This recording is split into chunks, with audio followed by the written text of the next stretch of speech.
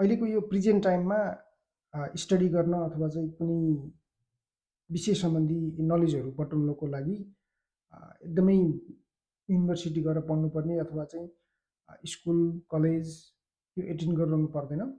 AI tool use गरेर यो सबै कुरा हासिल गर्न सकिन्छ। जस्तै एउटा गुगलको छ जुन चाहिँ गुगल एआई स्टुडियो, यो वेबसाइटमा गएर हामी सबैले फ्रीमा वेबक्याम युज गरेर र माइक्रोफोन युज गरेर रियल टाइममा टक गरेर एआईसँग नलेजहरू प्रशस्तै गेन गर्न सकिन्छ। हामीले सबभन्दा पहिला गुगलको एआई स्टुडियो भन्नेमा गुगलमै गएर सर्च गर्दा हुन्छ, त्यो टपमै आउँछ सकभर।